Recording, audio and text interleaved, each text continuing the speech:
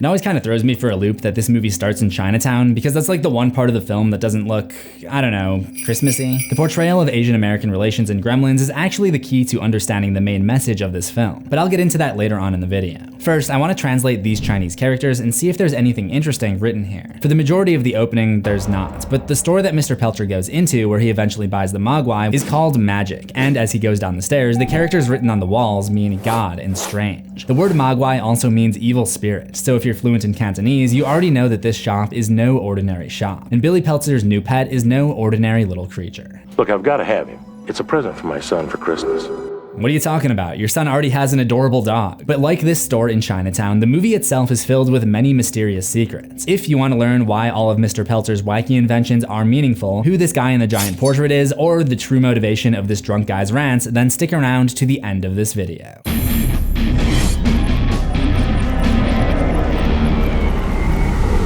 It's that time of year again, December 25th. This Jew is going to the movies, but first I'm going to talk about a movie. And that movie is called Final Fantasy Advent Children. Just kidding. Though I do like that movie though, it's pretty cool. My name is CZsWorld, and today we're doing Gremlins. Gremlins was directed by Joe Dante and released in the summer of 1984. You already know what Gremlins is. Let's get into the things you missed.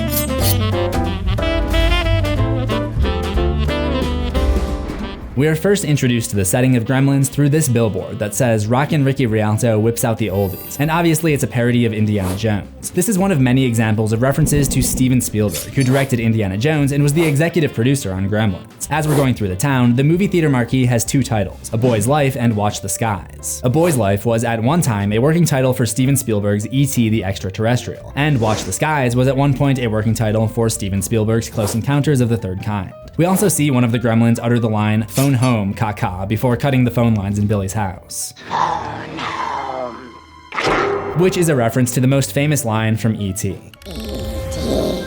phone home. We also see an E.T. toy in the department store where the finale takes place. In Billy's room, there's a poster for Twilight Zone the movie, which was a sci-fi horror anthology film based on the Twilight Zone TV show that featured segments from both Joe Dante and Steven Spielberg. Billy's father is an inventor. Now let's say you're late for the big meeting. It's really important. You're on your way in. You reach up. Oh, you forgot to shave. I'll ignore that. But later on in the movie, on Christmas Eve, Mr. Pelter uses the phone booth at an invention convention, and Steven Spielberg can be seen crossing frame with a broken foot in some kind of powered wheelchair. Those are all the Spielberg Easter eggs I noticed. There are probably others, so let me know in the comments. It is Christmas season in the town of Kingston Falls, as we see when this kid smashes a snowball in this girl's head. Holy shit, that was brutal. Kingston Falls is definitely an homage to Bedford Falls from the classic Christmas flick It's a Wonderful Life. We actually see Mrs. Pelter watching that movie when Billy comes home, and the part we see is George Bailey running by the movie theater marquee, much like we just saw Billy doing in Gremlins. There are a ton of other similarities. Both main characters work at a bank. Both have human antagonists who are money-hungry holiday grouches who control the town through their real estate practices. We're trying to have Dory's pub declared a landmark. Mrs. Deagle's trying to take his lease away. At one point, we see one of the financially insolvent citizens bargaining with the guy that runs the bank, another parallel to It's a Wonderful Life. And just the look and feel of these two towns are very similar in a way that I can't really put into words. Also, in Mrs. Deagle's house, there's this huge portrait by the stairs of Edward Arnold, who is known for working with Frank Capra, the director of It's a Wonderful Life. Edward was at one point considered for playing the role of Potter. What makes Gremlins so cool though is that it's not just a Christmas movie, it's not just a horror movie, but it's also got elements of science fiction, some of which you may have noticed. Everyone knows that there's 3 rules when it comes to the Mogwai: no bright lights, don't get them wet, and don't feed them after midnight. It's never really explained what time it's okay to feed them again, or if they follow daylight savings time, but whatever. When you feed them too late, they begin their metamorphosis into gremlins. It starts when they go into their cocoons, which are awfully reminiscent of the eggs in the Alien movies. In the spot where the cocoons form, there's an issue of the famous horror magazine Fangoria on the ground, so we know this is where the horror is about to begin. The movie is literally filled with sci-fi horror references. The first example is way back at the beginning of the movie while Billy is rushing to work. Hey, Dr. Moreau. Morning, Billy. We later see Dr. Moreau's office. He's a veterinarian, which is really funny because this is a reference to H.G. Wells' 1896 novel, The Island of Dr. Moreau, which is a story about a mad scientist who creates human-animal hybrids. There is a moment where Billy's mom is fighting off gremlins and she realizes something is moving in one of the Christmas stockings. She cuts it open to reveal it was only this robot toy. I don't really know what this is doing here. I mean, their only son is at least out of high school now. Like, he has a job at the bank. I don't really know who this toy is for. Remember that convention scene where we spotted Steven Spielberg Spielberg? Well, there are a couple more details to talk about in that shot. Actually, quite a few more, including another cameo that may surprise you.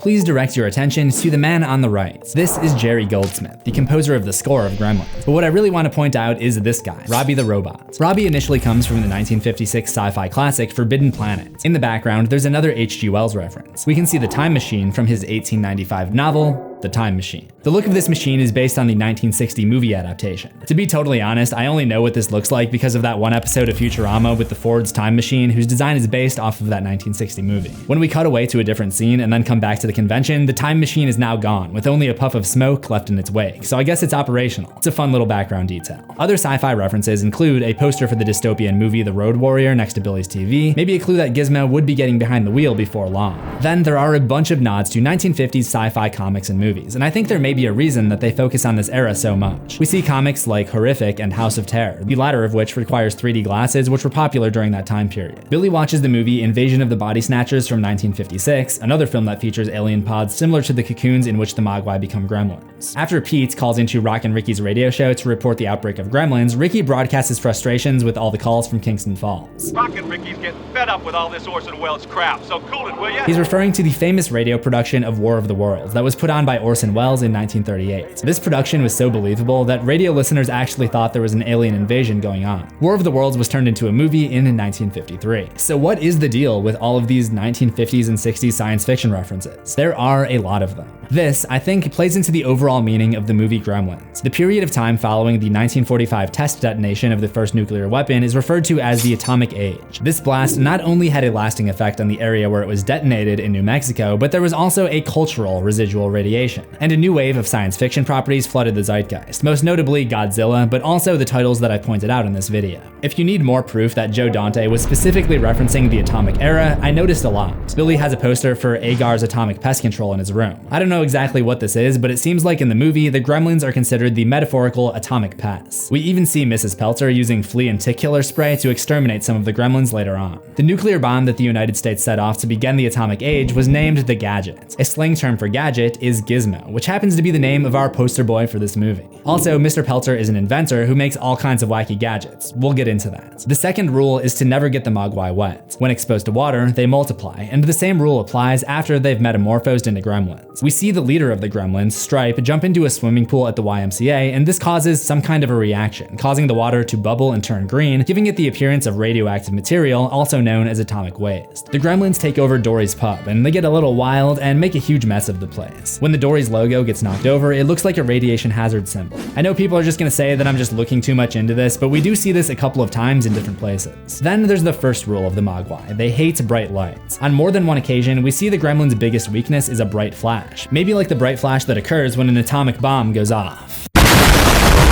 There's even a part where Mrs. Pelter puts one of the gremlins in the microwave and starts it. A microwave transfers heat using electromagnetic radiation. A much larger scale example of something that uses radiation to transfer energy is an atomic bomb, the thing that the United States dropped on Japan during World War II. Like Hiroshima and Nagasaki, this gremlin explodes.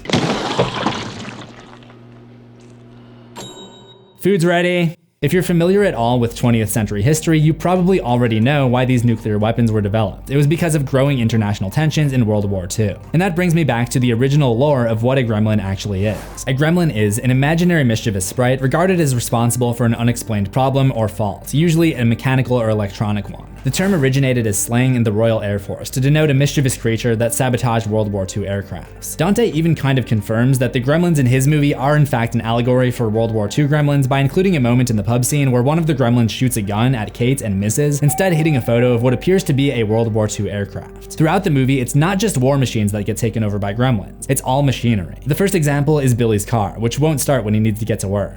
Goddamn foreign cars, they always freeze up on you. Billy's next door neighbor, Mr. Futterman, spends the entire movie on a tirade against foreign machinery. One evening, he got drunk because he found foreign machine parts in his snowplow.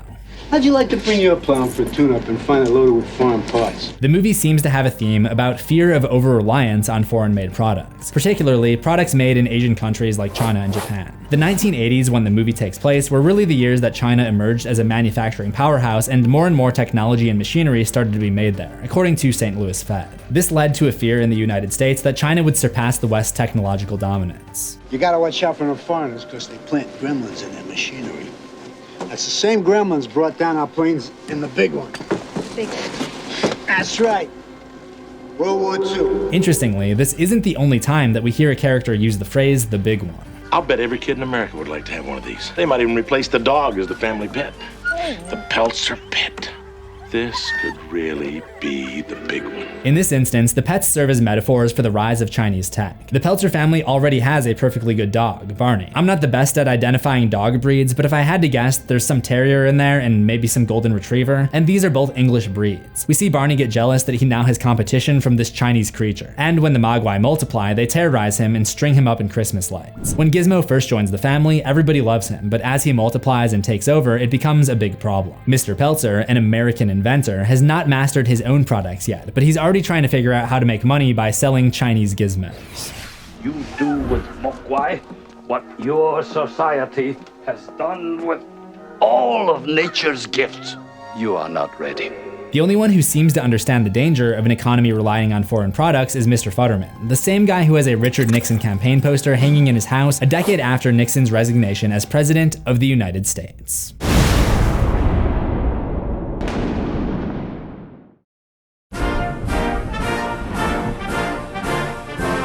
We seek friendly relations with all nations. Any nation can be our friend without being any other nation's enemy. I have taken this action because of my profound conviction that all nations will gain from a reduction of tensions and a better relationship between the United States and the People's Republic of China. Richard Nixon's relations with China are well recognized as one of the most meaningful parts of his presidency. Now, I'm no more an expert on politics than I am on dog breeds, but from what I understand, Nixon was instrumental in opening up more trade between the US and China. In his book, Seize the Moment, he wrote, "If we want to have an impact on the changes occurring in China, we should not pull the plug on trade." His goal was for American companies to have a presence in China, but what actually happened was American companies began producing goods in Chinese factories to save money. But perhaps Mr. Futterman initially supported Nixon because of his intention to take advantage of free trade with China, but now he's grown tired of seeing made in China all over everything he buys. You know, they're still shipping them over here. They put them in the cars, they put them in the TV, they put them in the stereos and the radios you stick in your ears, they put them in your watches. They got little teeny gremlins for watches. As Billy walks Kate home that evening, she even hints that the only reason for his rage against foreign products may be related to the relocation of jobs overseas. He's been like that ever since he lost his job. He's like a lot of people around here. It seems like a lot of citizens are blissfully unaware of the problem, like the deputy at the police station. When Billy comes to warn him that gremlins have taken over the town, he's playing with this little cowboy game called The Western Man, and he doesn't believe the story about gremlins being a threat. This could represent the typical American stereotype, that many Americans believe that they're the center of the world and aren't concerned with international headlines. He sees Gizmo get tangled up in an American flag and totally doesn't read the situation correctly. Patriotic little fella, ain't he? Waving a flag and everything. I don't know about you, but to me, Gizmo does not look happy holding the American flag. When given the chance, the Mogwai gravitate towards Asian products, like a Japanese video game or motor company. The Gremlins also mess with electronics throughout their takeover of the town by cutting phone lines, manipulating stoplights, messing with antennae, jacking a snowplow, screwing with the controls of a chairlift, cutting a police cruiser's brake line, blowing fuses all over the place, and broadcasting themselves like it's YouTube 2006. Finally, the fate of the Gremlins also plays into this metaphor. Before the Mogwai turn into Gremlins and become the main antagonists, we're faced with another antagonist, the grouchy miser, Mrs. Deagle. She has something against Billy's dog and publicly expresses her desire to put him down. I'll put him in my spin dryer on high heat. So yeah, she can die. Billy can be seen after that blowing off some steam by drawing a caricature of her as a dragon being slain by a sword. This establishes the idea that dragons represent evil. But that's not the first dragon we see. There's also one in the shop where Rand first purchases An interesting choice of words. where he first obtains the Mogwai. You got yourself a bad case of dragon breath.